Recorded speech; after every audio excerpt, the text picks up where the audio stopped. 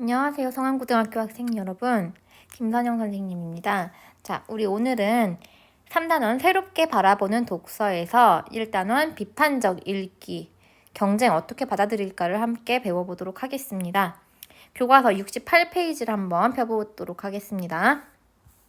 비상교육 고등독서 교과서 비판적 읽기 68페이지입니다. 자, 봤더니요. 나무 세 그루가 있습니다. 그런데 모양이 다 똑같죠. 나무의 모양을 모두 똑같이 둥근 형태로 만들어 놨어. 어쩌면 우리 사회도 이런 모습인 건 아닐까? 네. 그러니까 만약에 모든 사람들이 다 똑같은 생각을 한다면 이렇게 똑같은 나무만 있는 그런 무미건조한 세상처럼 사람들이 살아가게 되겠죠. 그래서 우리가 무엇인가 조금 더 다양한 생각을 가지고 서로의 생각을 존중해 주면서 그러면 동시에 다른 사람의 글이나 생각을 비판적으로 자신만의 생각으로 바라볼 수 있어야지 이 세상에 다양한 생각이 공존하는 더 다채롭고 그리고 많은 의견이 존중되는 사회로 거듭날 수 있겠죠. 그래서 비판적 읽기가 중요한데요. 글을 비판적으로 읽는다는 것은 독자가 자신의 가치관이나 신념에 따라 글을 평가하며 읽는 것을 의미한다. 글의 내용과 여기 밑줄 쳐볼게요. 글의 내용과 글쓴이의 생각을 무조건적으로 수용하지 않고 따져서 판단하며 읽는 것이 바로 뭐다? 비판적 읽기이다. 만약에 모든 사람들이 정말 글을 전혀 비판적으로 읽지 않게 된다면 어떤 그 자본주의 시장에서 가장 많은 점유율을 가지고 있는 TV나 또는 신문사의 어떤 글들이 이 세상 모든 사람들의 생각을 대변하는 어떤 그런 글이나 생각이 돼버리고 또 교과서에 나온 내용이 무조건 다 진리라고 생각해서 사람들이 모두가 똑같은 생각을 갖게 되고 그래서 다른 의견은 조금도 용납이 되지 않는 그런 사회가 돼버리겠죠. 그렇기 때문에 우리가 비판적으로 어떤 글이나 생각을 판단하는 것은 매우 중요합니다. 자, 그래서 이 비판적 읽기를 잘 하기 위해서는 이 나오는데 이게 굉장히 중요하죠. 우리 아마 부교재에서도 아마 빈칸을 채웠을 거예요. 자, 이 부분 중요합니다. 글에 제시된 내용이 옳은지 1번 타당성 2번 글의 내용 혹은 화제 등을 균형 있게 다루고 있는지 공정성 3번 글쓴이가 사용한 자료가 글의 주장이나 설명을 뒷받침하기 적합한지 적절성 이것을 따져봐야 된대요. 그러니까 즉 세 가지 타당성, 공정성, 적절성 이 세 가지를 따져가면서 읽어야 되는 겁니다. 그러니까 만약에 여러분들 뭐 수행평가 논술 문제 같은 걸로 이 글에 대해서 비판적으로 읽으며 자신만의 관점을 제시해라 라고 문제가 나왔다고 해봅시다. 그러면 어떤 식으로 글을 써야 되냐면 이 글에 제시되어 있는 내용이 옳은지 타당성을 따져보고요. 그 다음에 너무 한쪽 입장에만 치우쳐져 있는 글은 아닌지 그리고 자료가 뭔가 그 뒷받침하기 적절한지 이 세 가지를 기억을 해놨다가 이 세 가지에 비추어서 글을 판단하면 되겠습니다. 그러면 우리 한번 경쟁 어떻게 받아들일까에 대해서 생각해 봅시다. 이 경쟁에 대해서는 굉장히 논란이 분분한 그런 제재이죠. 경쟁에 대해서 긍정적으로 생각하는 사람들도 많아요. 역시 경쟁이 잘 되어야지 우리가 더 사회가 발전할 수 있다. 주로 좀 기능론적인 관점, 그러니까 보수적인 우파 입장에서는 이 자본주의 시장경제의 자유시장경제 체제를 굉장히 적극적으로 옹호하면서 더 경쟁이 무한대로 확대가 되고 조금 더 적극적으로 경쟁이 장려가 되어야지 사람들이 더 자신의 역할을 잘 수행하고 그리고 더 많은 사회적인 생산성과 이득을 도모할 수 있다. 이렇게 얘기를 할 거고요. 생산성 확대, 발전 뭐 이런 것들이 있을 것이다. 경제 발전이 일어날 것이다. 이렇게 보고 과잉 경쟁이 사람들로 하여금 뭐 패배감을 부추기고 그리고 서로 반목하고 싸우게 만들고 전쟁 같은 것들도 더 많이 일어나게 만들고 그리고 또 어떤 부작용들이 되게 많다. 빈부격차가 심해진다든가 그리고 약자들의 생활이 조금도 보장을 받지 못한다든가 이런 부정적인 부작용이 있다는 것을 많이 언급을 하는 편이죠.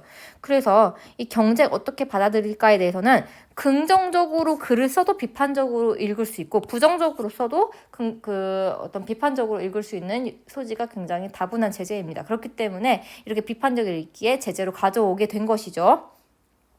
아마 이 두 가지 입장 중에서 한 가지 가지 입장을 취하고 그리고 그 입장을 굉장히 설득적으로 사람들한테 얘기를 하는 그런 글이 될 거예요. 그래야지 비판적으로 읽을 거리가 생겨나겠죠. 막 너무 중립적이고 균형 잡힌 그런 시각의 글이면 우리가 비판을 하면서 읽을 만한 거리가 하나도 없을 거니까 여기선 비판적으로 읽기에 좋은 좀 치우쳐진 입장으로 가지고 오게 됩니다. 자, 바로 긍정적인 입장에서 치우쳐진 글을 가지고 온 글인데요. 자, 그래서 이 글의 갈래는 무엇이냐? 사람들한테 설득하려는 글이에요. 경쟁은 좀 긍정적인 거니까 우리가 경쟁을 좀 좋게 바라보고 경쟁에 적극적으로 참여하면서 우리 자신의 발전을 도모하기 위해 노력하자. 뭐 이런 그런 설득적인 논설문입니다. 그래서 성격은 어떻게 되냐면요. 성격은 논설문이니까 당연히 설득적이고요. 그리고 이 설득을 하기 위해서 여러 가지 근거를 가지고 옵니다. 예시적이죠. 네, 여러 가지 예시를 가지고 오는 그런 글입니다. 자, 이 정도로 알고서 우리 한번 같이 이 경쟁 어떻게 받아들일 것인가에 대해서 한번 같이 읽어볼게요. 내가 경쟁을 했던 그런 경험들 여러분 엄청 많이 있을 거예요. 뭐 친구나 뭐 동생이나 형이나 함께 같이 뭐 이렇게 스케이트를 타면서 누가 더 빨리 달릴까 이런 내기하는 것도 경쟁이고 1등급을 받기 위해서 시험 공부를 죽어라 하는 것도 경쟁이죠. 이런 자신의 경험과 그리고 그 경쟁을 통한 자신의 가치관에 비추어서 글에 담긴 글쓴이의 관점이나 의도를 비판하면서 읽어보자라고 했어요. 그러니까 이 단원에서는 되게 중요한 게 이 글 제재 자체보다는 뭐가 중요하냐? 여러분들이 얼마나 비판적으로 이 글을 읽을 수 있느냐인 겁니다. 그래서 이 글에 학습 활동으로 나와 있는 교과서 문제들이 많이 있죠. 그 문제들을 여러분들이 굉장히 잘 써야 됩니다. 여러분들의 의견을 잘 쓰고 이 부분이 이제 여러분들 세부특기 능력 사항에 잘 입력이 될 거니까요. 네, 교과서의 학습 활동을 잘 채워주시기 바랍니다. 1번 경쟁은 발전을 이끄는 힘. 자, 봤더니요. 이 글의 좀 특징이 이렇게 어떻게 하고 있어요? 소설가 구보씨 일일마냥 소제목을 처리하고 있는데 자, 첫 어절을 소제목을 처리하지 않고 여기서는 각 글 부분에 이제 각 구조에서 제일 중요한 내용들, 중심 내용들을 이제 소제목으로 나타내고 있죠. 이 글이 논설문이다 보니 서론, 본론, 결론으로 되어 있는데 지금 서론, 본론, 결론의 중심 내용이 다 이렇게 소제목으로 적혀져 있는 상태입니다. 자, 첫 번째 문단에서는 경쟁은 발전을 이끄는 힘이다 라고 경쟁의 좋은 점에 대해서 쭉 얘기를 하고 그다음에 본론에서는 경쟁은 인간이 원래부터 항상 늘 동서고금 어디에서나 갖고 있던 인간의 타고난 본성이다 라는 걸 여러 철학자들의 그런 예시를 통해서 알려주고 있고요. 그다음에 마지막 세 번째에서 그렇지만 경쟁이 그래도 제대로 잘 성립되기 위해서는 함께 추구하는 어떤 공정하고 협력적인 그런 경쟁이어야 한다라고 그 결론 부분에서는 이렇게 자신의 주장으로 궁극적인 주장으로 마무리하고 있는 글입니다. 자, 먼저 서론 부분 같이 읽어볼게요. 2002 한일 월드컵 온 세계를 깜짝 놀라게 했던 한국 축구 4강 진출의 감격. 지금 고등학교 2학년 학생들 여러분이면 이 한일 월드컵을 직접 눈으로 생방송으로 아마 봤던 기억은 아마 없을 거예요. 네. 있으면 안 되겠죠. 네. 근데 그 2002 한일 월드컵 이때 굉장했었죠. 선생님이 그때 중학교 3학년이었는데 정말 모든 사람들이 다들 이제 그 마을 곳곳에 있는 대형 빔 프로젝트에 모여 앉아서 뭐 식당에 있는 것이든 시청에서 설치한 대형 스크린이든 그래서 다들 옹기종기 모여서 또 많은 사람들은 광화문 앞으로 나가서 또 그렇게 열심히 응원을 했었던 그런 정말 온 국민이 뜨거워졌던 그런 해였습니다.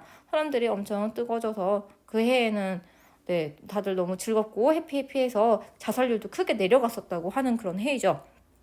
그래서 이때 어떻게 우리가 이렇게 못하던 한국이 이렇게 갑자기 축구를 이렇게 잘하게 됐나라고 사람들이 분석을 많이 했었는데 그때 제일 큰 이유로 사람들이 이제 꼽았던 것이 바로 히딩크의 리더십이었죠. 그때 굉장히 공정한 방식으로 선수들을 채용하고 그리고 주전으로 이제 공정한 경쟁을 통해서 사람들을 이제 주전으로 뽑아서 정말 실력 있는 사람들 위주로 돌아갈 수 있게 하고 평등하고 수평적인 관계에서 함께 축구를 할 수 있도록 그렇게 리더십을 발휘했다는 것이 많이 나왔습니다. 그래서 뭐 히딩크의 리더십 이런 책들도 나오고 그랬었는데요. 자, 그래서 여기서 보면 나오죠. 2002 한일 월드컵 온 세계를 깜짝 놀라게 했던 한국 축구 4강 진출의 간격, 그날의 감동을 만들어낸 원동력은 과연 무엇일까요? 원동력이란 건 어떤 움직임의 근본이 되는 힘을 말하죠. 그것은 바로 한국 축구의 수준을 한 단계 끌어올렸던 히딩크 감독의 리더십이 아닐까요? 지금 보면요. 무엇일까요? 아닐까요? 이런 식으로 글쓰기 전략을 어떤 걸 취하고 있습니까? 질문으로 관심을 유도하는 방법을 쓰고 있죠. 우리 부교재에 있는 문제도 같이 풀면서 교과서를 좀 읽어보도록 할게요. 여기 관련된 문제로 부교재 20페이지 2번이 있습니다. 부교재 20페이지 2번 보면 글쓴이가 사용한 글쓰기 전략으로 가장 적절한 것은 몇 번이 되겠어요? 1번입니다. 질문을 던져 독자의 관심을 유발하고 있어요. 나머지 다 끝까지 읽어보면 알겠지만 통계자료 활용한 적 한 번도 없고요. 과거와 현재를 비교한 적도 없었고요. 시대의 흐름에 따라서 뭔가 통념이 달라지는 것. 통념이 뭐냐면 사람들이 일반적으로 가지고 있는 생각을 의미하죠. 그런 통념에 대해서도 얘기하지 않았고요. 서로 다른 의견을 가진 학자가 아니라 비슷한 의견을 가지고 있는, 경쟁을 인간의 본능이라고 생각하는 그런 비슷한 의견을 가지고 있는 학자들의 견해를 쭉 나중에 제시를 하게 됩니다. 그래서 정답 1번이라는 거 알 수 있고요. 계속 읽어볼게요. 히딩크의 훈련 원칙은 무한 경쟁이었습니다. 그는 취임 초부터 역할별로 2-3명씩 묶어 늘 경쟁을 붙였습니다. 선수들은 경기에 주전으로 나가기 위해 남보다 땀 한 방울이라도 더 흘리며 최선을 다해야 했습니다. 주전이 뭐냐면요. 주력이 되어 싸움에 나가는 사람, 그러니까 경기에서 이제 메인 멤버로 활동하는 사람이죠. 그렇게 되기 위해서 선수들은 최선을 다해야 했대요. 그렇게 히딩크 감독이 선의의 경쟁을 통해 서로의 실력이 향상되도록 유도한 결과 한국 축구는 신화라 불린 기적을 이룰 수 있었습니다.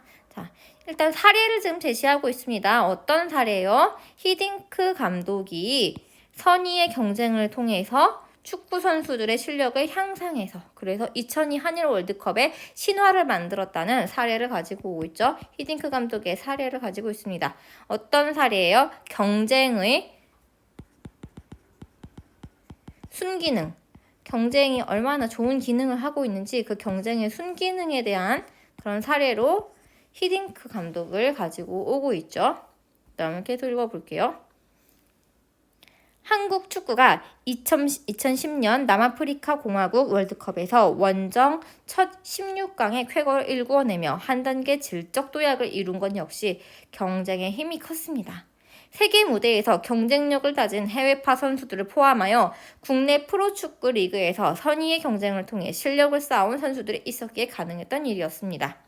자, 여기서 우리가 또 사례 2번을 또 보게 되네요. 사례 2번은 뭐냐면요. 경쟁을 통해 실력 향상이 이제 이루어진 그런 경쟁의 순기능 사례 2번이죠. 해외파 선수들과 그리고 국내 프로축구 리그에서 선의의 경쟁을 통해 실력을 쌓아온 선수들. 자, 남아프리카 공화국 월드컵에서 남아공 월드컵의 1016강의 쾌거. 그러니까 지금 사례가 다 축구이긴 한데요. 첫 번째 사례는 2002 한일 월드컵 4강 진출의 사례. 두 번째는 2010년 남아공 월드컵에서 16강 쾌거의 사례. 이렇게 해서 경쟁의 순기능을 지금 두 가지 사례를 들어 얘기하고 있습니다.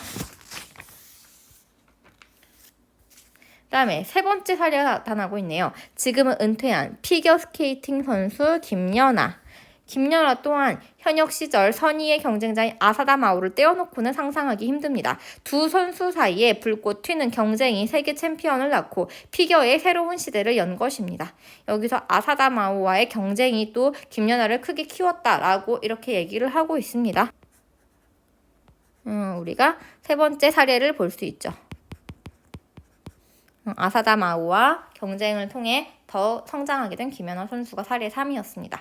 그런데 여기에서 여러분들 여기까지만 읽었어도 비판적으로 읽었으면은 지금까지 내용에서도 반박할 거리들을 여러 가지 찾아볼 수가 있었을 거예요. 일단 뭐 어떤 걸 찾아볼 수 있냐면 히딩크 사례에서도 보면은 지금 여기에서는 우리나라가 16강에 진출하고 그다음에 2002 월드컵에 4강에 진출하고 이런 것들의 그 모든 이유가 다 경쟁 때문이다. 무한 경쟁을 통해서 선수들의 실력을 키운 히딩크의 리더십, 그리고 남아공에서도 해외파 선수들과 국내 프로축구 리그에서 경쟁을 통해 실력이 향상된 사람들이 이렇게 좋은 쾌거를 이룬 것이다 라고 얘기를 했는데 과연 그것뿐일까요? 정말로 경쟁만이 진짜로 이때의 쾌거를 이뤄낸 것일까? 적절한 어떤 근거나 뭔가 자료나 이런 걸 가지고 온 것이 있느냐? 그 전에 연습에서는 경쟁이 부족했고 이때의 연습에서는 훨씬 경쟁이 강조되었다는 것을 뒷받침할 수 있는 자료가 있느냐라고 자료의 적절성에 대해서 얘기를 해볼 수도 있고요. 경쟁만이 그 당시 쾌거의 이유가 되었을까? 2002 월드컵의 어떤 신화를 이끄는 데에는 히딩크가 어떤 체육계 인맥이나 이런 것들을 전혀 동원하지 않고 정말로 그 전국의 방방 곳곳을 다니면서 박지성 같이 정말 훌륭한 선수들을 자기가 직접 눈으로 보고 캐스팅을 잘 했던, 그리고 어떤 인맥에 치우치지 않고 사람들의 실력만으로 이렇게 했던 그런 것들, 그리고 또 뭐 선수들 사이에서의 평등한 관계를 통해서 경기에서 플레이가 좀 더 원활하게 이루어질 수 있도록 도와줬던 점, 이런 것들도 되게 많이 뽑히고 있는데 그런 것들 다 배제하고 오로지 경쟁만이 이런 쾌거의 이유다라고 말하는 것은 문제가 있지 않느냐, 뭐 이런 것도 여러분들이 비판적으로 읽을 수 있는 거게 되겠죠. 여기 마지막 김연아 선수에 대해서도 김연아 선수가 그렇게 독보적으로 크게 잘 될 수 있었던 것이 정말로 아사다 마우와의 경쟁이 가장 메인 이유였을까? 물론 실제로 김연아 선수가 아사다 마우와의 경쟁이 자신의 성장에 굉장히 도움이 됐다고 그렇게 인터뷰했던 내용도 있어요. 그런데 여기서는 그런 인터뷰 내용도 없잖아요. 그러니까 이런 인터뷰 내용도 전혀 싫지 않은 채로 김연아 선수가 그렇게 잘 될 수 있었던 데에는 본인의 성취 욕구와 자신감, 노력 이런 것들도 다 찾을 수 있는데 단순히 아사다마와의 경쟁심만으로 이렇게 성공을 했다? 이렇게 얘기하는 건 좀 지나치지 않냐? 이렇게 반대하는 내용을 얘기할 수도 있겠죠. 그러니까 아사다마가 없었어도 김연아는 잘 됐을 거다. 뭐 이런 식으로 비판적으로 읽을 수도 있겠습니다. 네, 여기까지만 읽었어도 되게 비판할 내용이 많이 있죠. 여기까지가 그래서 서론의 내용입니다. 자, 서론의 중심 내용 적어볼게요. 물론 앞에 써 있기는 했습니다. 경쟁은 발전을 이끄는 힘이다. 근데 조금 더 다듬어서 이제 얘기를 하자면 서론의 중심 내용은 발전을 이끄는 힘이자 원동력인 경쟁, 이렇게 적어볼 수 있겠죠. 그다음에 두 번째 본론 부분 한번 읽어볼게요. 경쟁은 인간의 타고난 본성. 네. 우리가 어떤 A라는 것이 긍정적이고 A라는 것을 좀 좋게 바라보기 위해서는 또 A가 필연적으로 늘 항상 있을 수밖에 없었다라는 얘기를 많이 해요. 예를 들어서 뭐 동성애에 대해서 굉장히 긍정적으로 바라보는 사람들은 이 동성애라는 것이 얼마나 옛날부터 와 있었고 또 인간뿐만 아니라 다른 종에서도 많이 생겨나고 있는 자연적인 그런 산물인지에 대해서 많이 얘기를 하게 되죠. 이 경쟁도 마찬가지인 거죠. 경쟁을 긍정적으로 바라보는 사람은 이 경쟁이 인위적으로 갑자기 막 생겨난 것이 아니라 정말 아주 옛날부터 본능적으로 항상 있을 수밖에 없었다, 이런 얘기를 하기 마련입니다.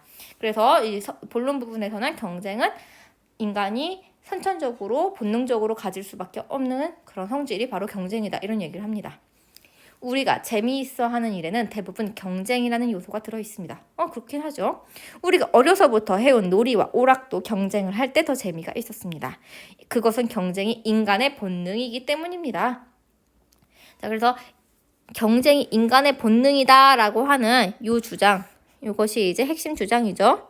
이 핵심 주장에 대해서 뒷받침해주는 철학자의 예시를 많이 가지고 오게 됩니다. 철학자 예시 1번 누가 나왔냐면요, 역사학자 요한 하위징하라는 사람이 나옵니다. 역사학자 요한 하위징하는 이러한 인간의 경쟁 본능을 호모 루덴스라는 말로 설명합니다. 자, 호모 루덴스가 뭐냐라고 한번 찾아봤더니 여기 나오죠. 유희하는 인간이란 뜻으로 인간이 다른 동물과 다른 본질은 놀이를 하는 것이라고 보는 인간관이다. 그러니까 유희하는 인간, 그러니까 노는 인간, 그러니까 놀이를 하는 것이 바로 인간의 본질이다, 이렇게 얘기를 하는 겁니다. 자, 여기서 우리가 알 수 있는 것은 요한 하위징하라는 그런 학자가 경쟁은 인간의 본능이다라고 했는데, 왜냐면 우리가 놀고 있는 모든 것에는 다 경쟁의 요소가 들어가 있기 때문이다라고 얘기를 했다는 거죠. 그는 놀이하는 것이 인간이 하는 행위의 가장 큰 특성이며, 이 놀이하는 인간의 특성은 경쟁 본능과 밀접하게 연결되어 있다고 말합니다. 인간에게는 이기고 싶은 욕구가 있는데 이것은 다른 사람을 능가하여 최고가 되고, 그래서 능가가 뭐냐면요, 능력이나 수준 따위가 비교 대상을 훨씬 넘어서는 걸 능가라고 하죠. 모든 사람한테는 이렇게 다른 사람을 능가하고 싶은, 최고가 되고 싶은, 그래서 그것을 인정받고 싶은 심리가 있대요. 자, 여기에서 우리가 23페이지 15번 문제를 한번 풀어볼 수 있겠습니다. 그래서 능가라는 말과 바꿔 쓸 수 있는 것으로 가장 적절한 것은 다른 사람을 막아서, 따돌려서, 멀리하여, 넘어서서 최고가 되고, 자, 여기 넘어서서가 맞겠죠? 자, 4번이라는 거 알 수 있습니다. 이런 식으로 우리가 문제를 낼 때에는 좀 약간 어려운 어휘 하나를 밑줄 치고, 이 밑줄 친 어휘와 바꿔 쓰는 어휘에 대해서 물어볼 수도 있습니다. 그렇기 때문에 여러분들이 독서 지문을 읽으면서 좀 몰랐던 단어가 있으면 그런 단어는 꼼꼼하게 하나하나 뜻을 정확하게 알고 넘어가는 것이 필요하겠지요. 인정받고 싶은 심리를 기반으로 합니다. 결국 인간은 바로 자신의 경쟁 본능을 충족하기 위해 놀이하는 존재가 되었다는 주장입니다. 네, 사람한테는 누구나 이기고 싶은 본능이 있어서 그래서 놀이를 하게 된다라는 내용이죠. 여러분들도 아마 많이 공감이 될 거예요. 여러분들도 되게 게임 좋아하시죠? 게임할 때 특히 경쟁심에 불타는 사람들 있잖아요. 친구한테 딱 지면은 이게 막 정말 이제 분해서 다시 또 한 번 해야 되고, 그리고 또 이겼을 때 그 쾌감이 굉장하고, 이런 사람들이 게임에 빠져들게 되죠. 자, 근데 여기서도 역시 비판적으로 읽을 수 있는 거리가 있어요.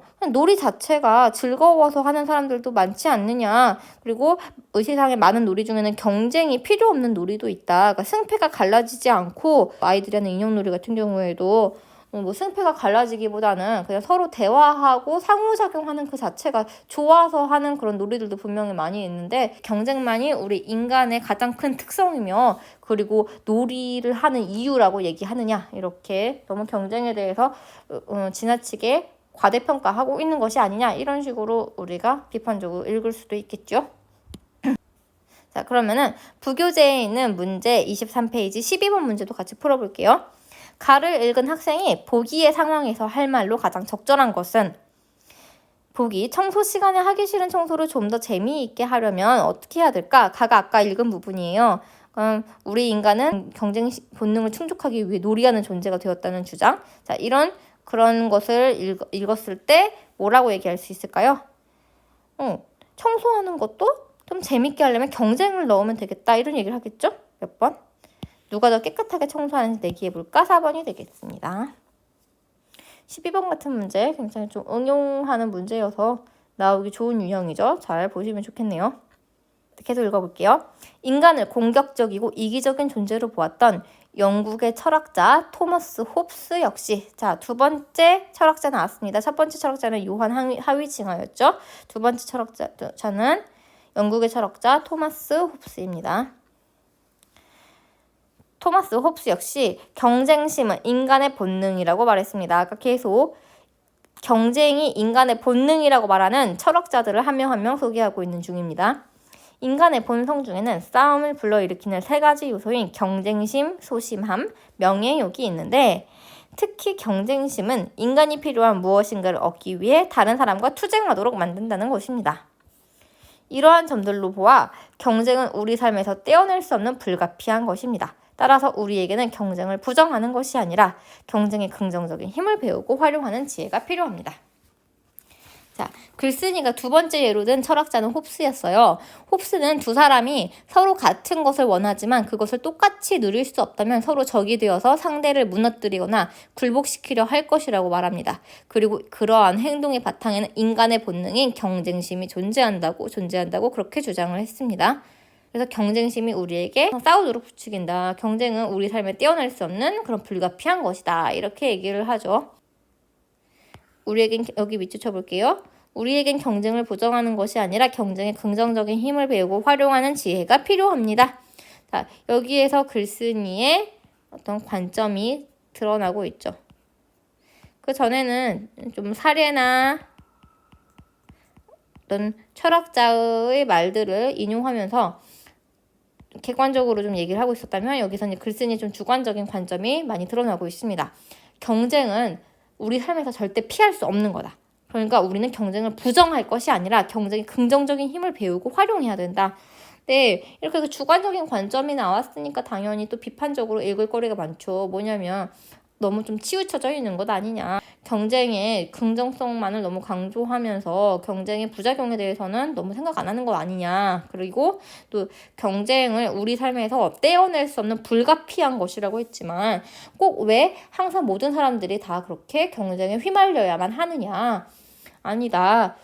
사람들 중에서 이제 정말 경쟁이 없는 어떤 자연 속에서 이렇게 유유자적하면서 그리고 욕심 부리지 않고 안 빈낙동하는 삶을 살아가는, 소박하게 살아가고 있는, 그 경쟁에서 정말 피해서 행복하게 살아가는 사람들도 분명히 이 세상에 존재하고 있는데 왜 우리한테 경쟁이 그렇게 삶에서 떼어낼 수 없는 불가피한 것이라고 못 박아주느냐. 뭐 이런 식으로 비판적으로 읽을 수도 있겠죠.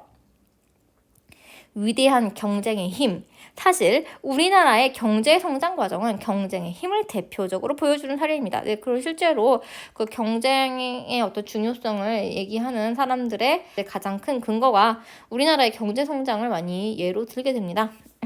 자, 여기도 밑줄 쳐볼게요. 우리나라의 경제 성장 과정은 경쟁의 힘을 대표적으로 보여주는 사례입니다. 자, 여기에서 21페이지 3번을 한번 우리가 풀어볼 수 있을 텐데요. 21페이지 3번 문제 한번 같이 봐볼게요. 글쓴이는 우리나라 경제 성장의 원동력이 무엇이라고 생각하는가? 1번 자유경쟁이라는 걸 여기 부분에서 알 수 있죠. 계속 철학자의 예를 들고 있었는데 여기서는 이제 경제 성장이라고 하는 사례를 가지고 왔습니다. 1950년대 전쟁으로 인해 물질적으로 풍요롭지 못했던 우리나라가 오늘날 높은 수준의 경제력을 지닌 국가로 성장할 수 있었던 것은 세계와 경쟁하면서 끊임없이 노력해온 결과입니다. 실제로 북한은 좀 경제력이 많이 발전하지 못했는데 우리나라는 많이 발전했던 것의 가장 큰 차이점이 바로 공산주의와는 달리 좀 더 경쟁이 강조되는 그런 자본주의의 특성이라고 볼 수 있겠죠. 자본주의의 특성상 서로 많은 기업들이 살아남기 위해서 많이 노력하게 되고 치열하게 적자 생존에 따라서 이제 그 강하고 경쟁력 있는 기업들만 남고 나머지는 도태되고 이런 과정을 통해서 경제 성장이 이루어졌다 이렇게 볼 수 있겠습니다. 우리 국민이 각자의 자리에서 선의의 경쟁을 다하지 않았다면 오늘날 우리가 누리는 물질적 풍요는 불가능했을지도 모릅니다. 우리를 포함해 전 세계에서 지지하고 있는 자본주의 경제의 기본 원리가 바로 자유 경쟁이기 때문입니다. 자, 이렇게 얘기를 하고 있습니다. 그다음 이제 세 번째 철학자의 사례가 나왔네요. 철학자의 사례 3, 경제학자 애덤 스미스. 자본주의를 옹호하는 데서 절대 빠지지 않는 그런 철학자이죠. 애덤 스미스는 보이지 않는 손을 강조하면서 이 시장 경제는 누군가가 인위적으로 조작하기보다는 그냥 보이지 않는 손에 맡겨 놓으면 알아서 균형을 이루고 사람들이 자기의 이기심을 충족하기 위해서 서로 경쟁하다 보면 사회가 발전하고 경제도 발전하게 된다. 이런 논리를 펼쳤습니다. 이런 애덤 스미스가 바로 이러한 자본주의 경제 원리의 토대를 만들었는데 그는 인간의 이기심이 사회를 발전시킨다는 그런 신념을 바탕으로 자유경쟁의 원리를 주장했습니다. 그는 인간이 타인에 대한 동정심보다 자신에 대한 애정이 앞서는 존재이며, 여기도 밑줄 쳐볼게요. 지금 여기서 그 근거가 두 가지가 나오고 있습니다. 애덤 스미스가 자유경쟁의 원리를 주장하면서 자본주의의 경제 원리의 토대는 자유경쟁이다 이렇게 주장하게 된 근거 두 가지가 나오죠. 먼저 첫 번째는 인간의 이기심이 사회를 발전시킨다는 것. 그다음에 두 번째는 인간이란 타인에 대한 동정심보다는 자신에 대한 애정이 앞서는 이기적인 존재라는 것. 이 두 가지가 바로 애덤 스미스가 자유경쟁의 원리를 주장한 근거가 되겠습니다. 왜 이 세상은 자본주의 그 자유경쟁 체제로 가야지만 잘 돌아가는가에 대한 근거는 인간은 본질적으로 이기적인 존재, 타인보다는 자신에 대한 애정, 자신을 위하는 마음이 앞서는 이기적인 존재이다.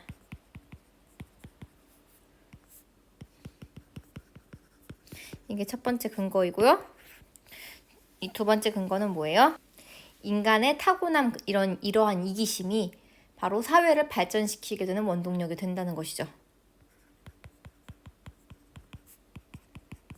그러니까 이 세상은 자유 경쟁 체제로, 자유 시장 경제 체제로 가야 된다.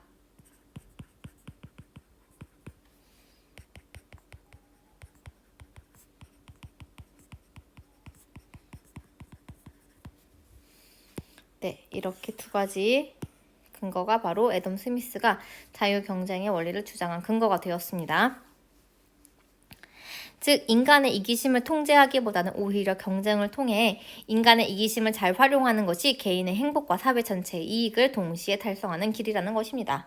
그러니까 애덤 스미스가 예를 들기를 빵집 주인한테 맛있는 빵을 만들라고 강제적으로 시키고 월급을 주는 것보다는 잘 만드는 빵집 주인일수록 더 많은 손님들이 찾아가게 해서, 그래서 자연스럽게 손님들이 더 많이 빵을 사고 돈을 더 많이 벌게 하면은 자신의 이기심을 위해서 빵집 주인은 더 맛있는 빵을 계속 만들어낼 것이다. 이러한 논리를 펼쳤던 것이 바로 애덤 스미스였습니다. 네, 바로 이러한 원리에 입각해서 지금도 계속 자본주의 체제가 굴러가고 있죠. 자본주의 경제는 이러한 경쟁 논리를 바탕으로 발전해 왔습니다. 우리가 여기에서 부교재 22페이지 9번과 20번을 풀어볼 수가 있을 것 같습니다. 자, 22페이지 한번 볼게요. 자, 기억의 견해, 애덤 스미스의 견해로 가장 적절한 것은 입니다. 1번, 인간은 태어날 때 선한 마음을 가지고 태어나지 않았고요. 남보다는 타인보다는 자신을 위하는 이기적인 마음을 가지고 태어났죠. 불필요한 경쟁은 사회의 이익을 저해야 한다. 노노, 반대로 얘기했습니다. 경쟁은 사회의 이익을 증대시킨다라고 했죠. 인간의 이기심은 끝이 없으므로 적절한 통제가 필요하다고 하지 않았고, 보이지 않는 손에 의해서 자연스럽게 맡겨두면 잘 돌아간다 그랬어요. 사회 전체의 이익을 위해 인간의 이기심을 잘 이용해야 한다. 4번이 정답이죠. 5번, 자본주의를 유지하기 위해 타인에 대한 동정심을 활용해야 된다. 동정심이 아니라 이기심을 활용해야 된다고 했어요. 정답은 4번이었습니다.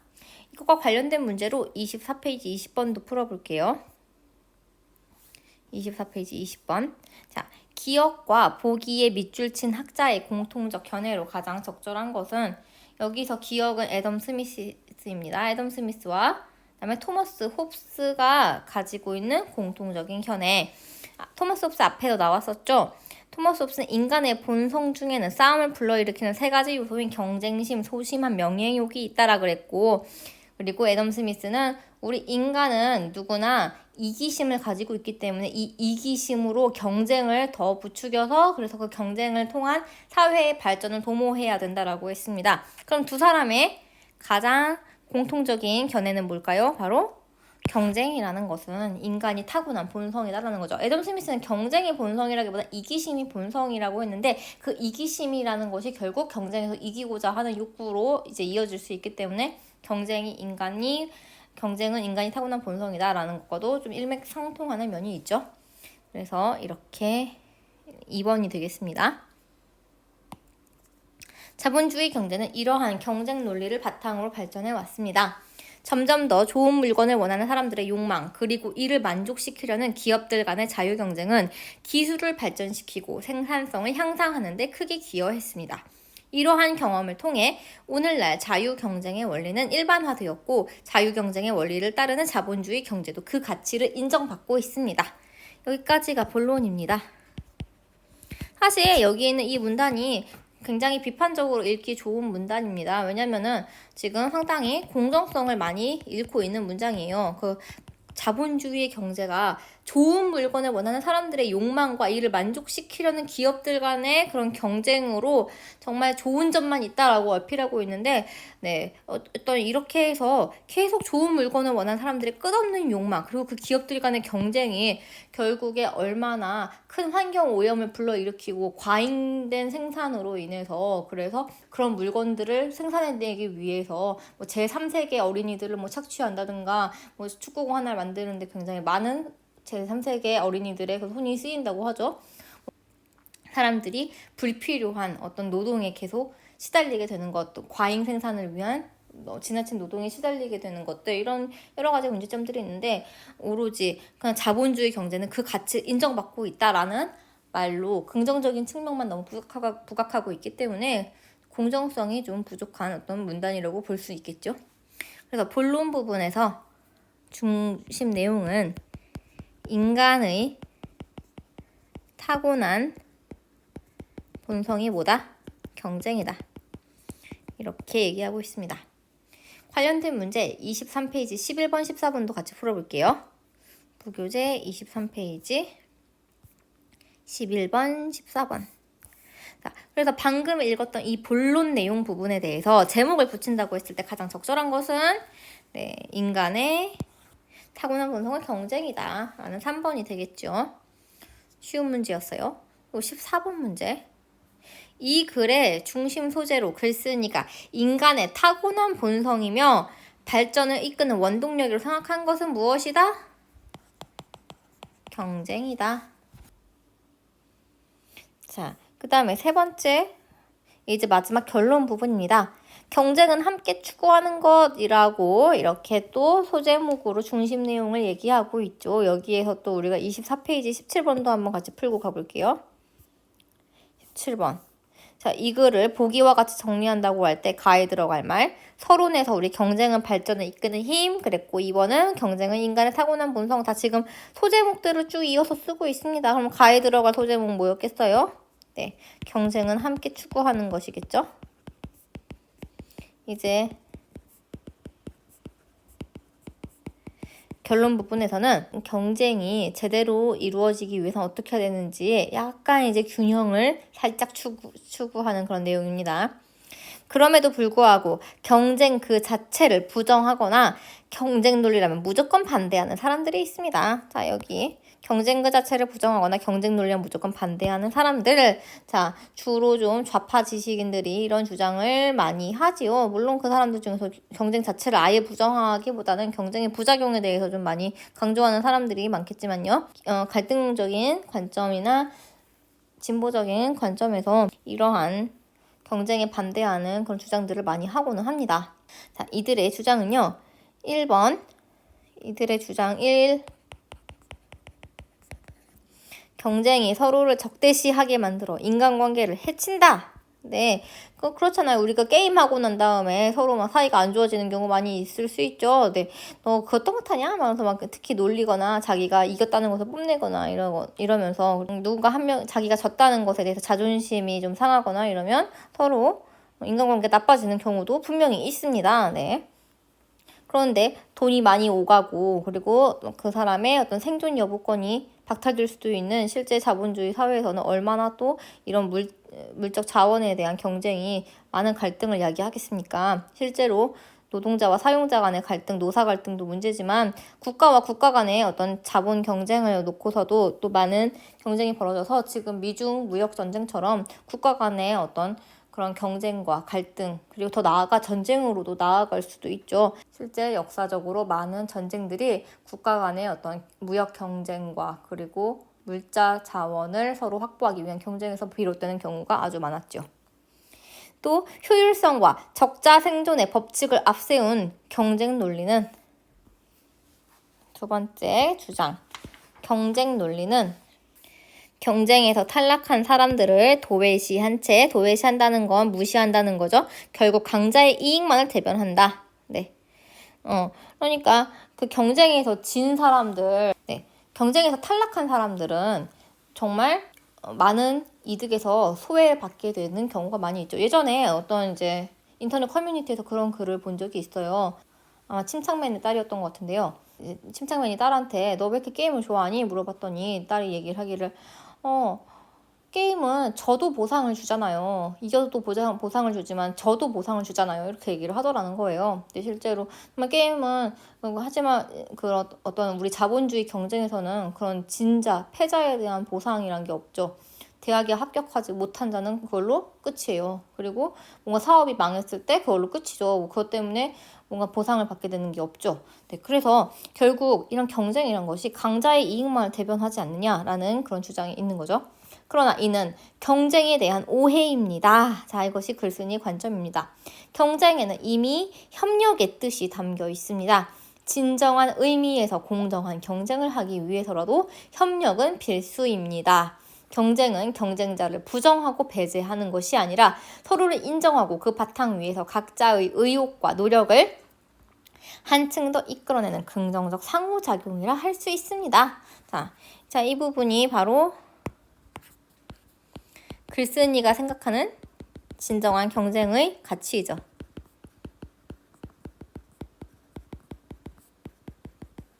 경쟁은 협력을 전제 조건으로 하고 있다. 이렇게 얘기를 하고 있습니다. 하지만 여기에서 또 역시 비판적 얘기를 할 수 있겠죠. 협력이 전제 조건이라고 하지만 실제로는 협력이 배제된 경쟁의 모습도 사회 곳곳에서 눈에 띄고 있다. 그 경쟁에서 이제 승리하지 못했을 때 어떤 실패한 사람들에 대해서 사회가 얼마만큼의 사회적 안전망을 가지고 있느냐에 대해서 많은 반례들을 또 들을 수가 있겠죠. 요즘 사회를 가리켜 유독 경쟁사회라 부르며 승자와 패자를 가혹하게 가르는 약육강식의 비정함을 비난하는 사람들이 있습니다. 하지만 잘 생각해보면 동서고금을 막론하고 동서고금이란 건 동쪽과 서쪽 그리고 옛날과 지금 즉 세계 이 세상 그 어느 곳에서라도 이런 뜻이죠.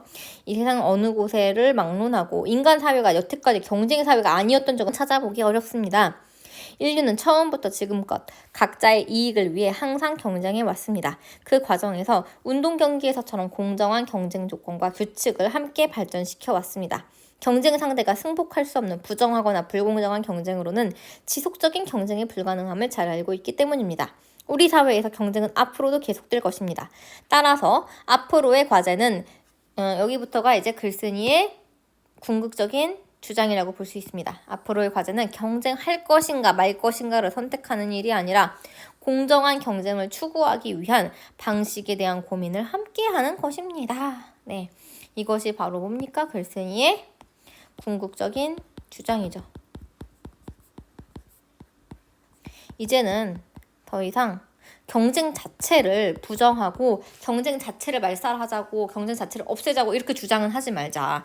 이 경쟁이 올바른 경쟁인지 공정한 경쟁인지 이 경쟁의 방식에 대해서 논해야지 우리가 경쟁 자체를 할까 말까 여기에 대해서 이제 더 이상 논의하는 건 무의미하다 이렇게 얘기를 하고 있습니다. 그러면서 지속적인 경쟁을 위해서는 뭐가 필요하다고 했어요?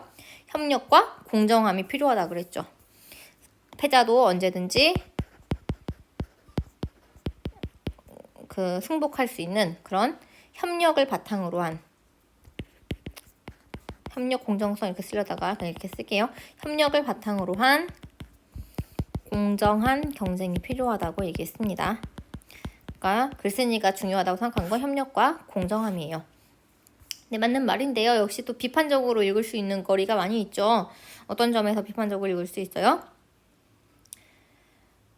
경쟁할 것인가 말 것인가는 선택할 수 없는 부분이라고 얘기했지만 꼭 참여할 필요가 없는 사람들도 있지 않겠어요? 그러니까 뭐 예를 들어서 집에서 어떤 전업주부를 하고 있는 사람이라든가 정말 자신만의 그냥 만족을 위해서 일을 하고 그리고 그 가족들의 만족을 위해서 일을 하고 누군가와 딱히 경쟁을 할 필요가 없는 분명히 어떤 그런 사람들이나 직군들도 있을 거란 말이에요. 사실 교사 선생님 같은 경우에도 다른 선생님보다 더 잘 가르쳐야 돼. 뭐 이런 경쟁을 바탕으로 일이 이루어진다기보다는 그냥 학생들의 어떤 협력을 이끌어내고 그 수업 시간 안에서 우리가 더 재미있는 배움을 가지게 되는 것을 목표로 하지 뭐 누군가를 이기는 것을 목표로 선생님들이 수업을 하는 것이 아니잖아요. 사실 그냥 자신이 하고 있는 일 자체에 만족감을 느끼고 살아가는 사람들도 분명히 있을 거라는 거죠. 그냥 경쟁심을 딱히 느끼지 않고 그런데 이런 사람들한테까지 너무 지나치게 경쟁 의식을 불태우는 그런 글이 아니냐 뭐 이런 비판이 있을 수도 있고요.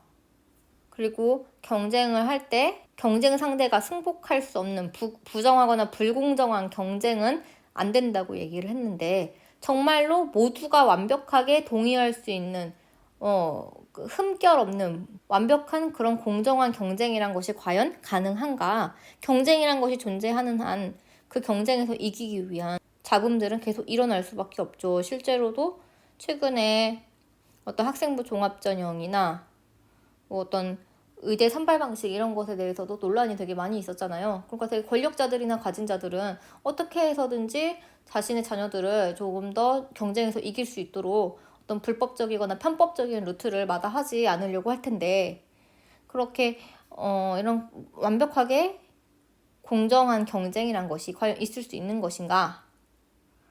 뭐 이런 본질적인 의문도 던져볼 수가 있겠죠. 네, 이렇게 해서 여기까지가 결론 부분이었고요. 결론의 중심 내용. 진정한 경쟁의 의미와 공정한 경쟁의 필요성에 대해서 얘기를 하고 있습니다. 자, 이와 관련된 문제로 부교재 24페이지 18번 문제를 풀어보도록 할게요. 글쓴이는 지속적인 경쟁을 위해 무엇이 필요하다고 생각하는가? 무엇이에요? 협력을 바탕으로 한 공정한 경쟁이죠. 4번이죠. 네, 그래서 오늘 교과서 여기까지 우리가 배워봤고요. 교과서 72페이지까지 배워봤고요. 다음 시간에는 교과서 학습활동과 그다음에 부교재에서 아직 안 푼 문제들을 마저 풀어보는 시간을 가지도록 하겠습니다. 네, 수고 많으셨습니다.